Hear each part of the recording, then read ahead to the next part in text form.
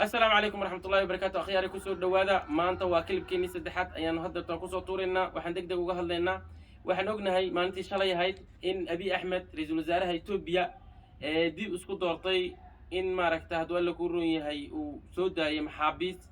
إن وعانسي هاي نيك رمضة وجميع وجوار محمد نيك اللي هاي إن حبسي إن مدابو وكهاي إلا يو لابد يكون إلا بعتك كيبا وحرة سياسي اللي maaragta niman tigreeya saraakiil waaweyn oo tigreeya ninkii aas-aasii wadagii weynaa oo asaasaha oo la soo qaban jiray wixii oo dham ayaa la soo daayay waxaana lagu sheegay sababta loo soo daynayo wax kala maahane waxay ku sheegeen xukuumadda afhayeenkeedu maaragta wasiiradooda waxay ku warrameen in la qaban doono shir wada tashi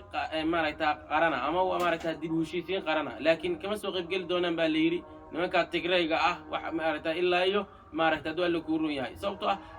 waxa la yiri dagaalada waxay ka socdaan xuduudka ayay ku socdaan dhanka Suudaan waxa jooga ciidanka dawladda ayaa halkaas jooga halkaana laan moogtay waxa dugtihiin ama Suudinta Itoobiya iyo Suudaan taweyn inay xuduud ka leeyihiin dhanka maaragta Tigreega haddana xaggaas waxa ka xiga oo laga dhigay ciidankii maaragta dawladda federaalka ama Itoobiya si aysan ugu baxsan nimanka Tigreega maaragta halkaas ama saanad iyo ciidan iyo wax u soo gelin halkaas ayay ciidankii maaragta federaalka ay joogaan nimankaana maaragta Tigreega halkaas dagaalku halkaas ka socda si maaragta halkan looga qaado ay xurriyad u helaan ee dhaqaaqooda ayaguna waa loo diidan yahay hatta waxa dhacay la yiri duqeymo cirka ah ay soo warinayaan maaragta warbaahinta sida Al Jazeera oo kale maaragta waxay soo bandhigayaan caruur iyo haween meeshaas maaragta ku baabay isbitaallo burburay dhul burburay wax baabaasan oo fara badan ayay sawiradooda ama muuqaaladooda kilabiya gaagaaban ayay soo dhigayaan TV-yada iyo meel walbaba haddaba ma guulaysan doonaa Abiy Ahmed sidii rabo waa hadda waa joogaayo ah in doorashadii 5 sano asaga dib isku doorto waa qodob labo hadwa la ku roon yahay nimankii kibirsanaa oo uu kibir jibiyay uu yiri qoomiyadaha kale la ekaada oo maaragta hadwa la ku roon yahay uu tusay inay dadku ugu yar yihiin tabar badanna aysan lahayn oo halkaas uu ku baabiyay ayagoo maaragta hadwa la ku roon yahay jab maaragta hadwa la ku roon yahay xoogan oo mid siyaasadeed mid amni mid dhaqaale mid burbur mid maaliyeed mid nooc walbaba Tigreegu uu soo gaaray nooc walbaba sababtoo ciidan xoogan oo fiican ilaahay ciidankii dagaalada u galay waa la burburiyay waa koow labo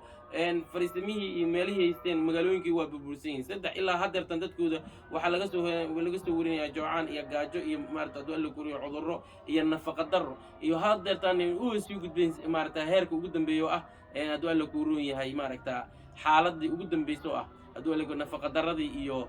maaragta abaarihii iyo joocaankii marka hadeertan wadan hatta looma ogola la yiri maaragta in ay galaan maaragta hadwa la kuroon yahay macaawinada UN-ka ama meelahaas ay keenaan sababtoo ah ilaa la baaro qayb yar loo sii deynaya waxaan badnayn halka ay dadkooda iyo iyagaba ku wada